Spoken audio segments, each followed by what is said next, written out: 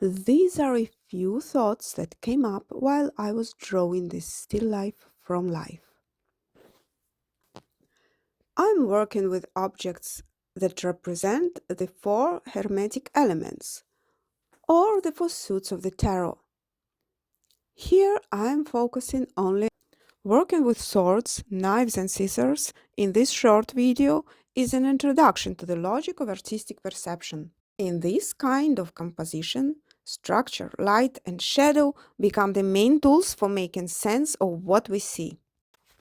As I was drawing different objects connected to swords, scissors, a can opener, knives, a porcelain plate, I noticed something important. Most of these objects are long, narrow, and relatively flat. They don't easily show three-dimensional volume the way cups, teapots, or bottles do. Because of that, it's harder to reveal form.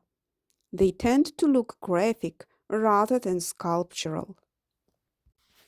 But when a knife is positioned with the blade slightly raised, everything changes. The narrow edge becomes visible, and the projected shadow suddenly appears.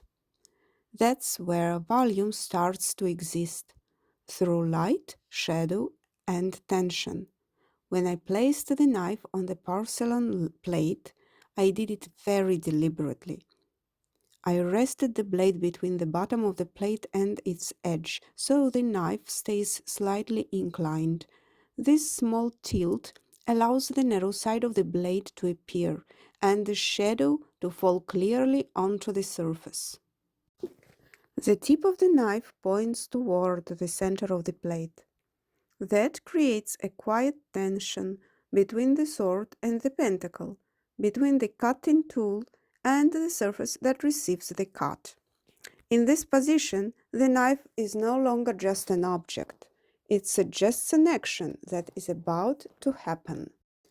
You can imagine a hand reaching for it, about to cut a piece of cheese, about to complete a simple everyday gesture.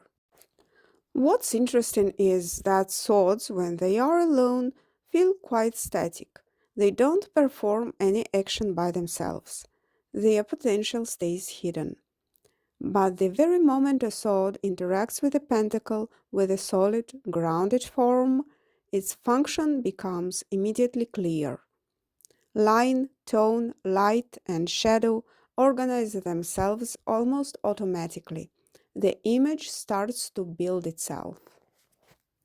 These objects relate to materials: fabric, paper, food, surfaces, things that are meant to be cut, prepared, refined, transformed. They belong to the stage before consumption, before use. Even the smallest scissors I used, tools for cosmetic or precise work, speak about refinement, accuracy, and careful adjustment.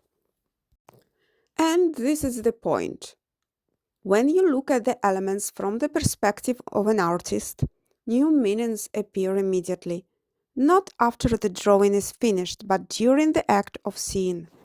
For a beginner, this can be tricky to manage all at once. That's why I invite you to continue with a drawing tutorial video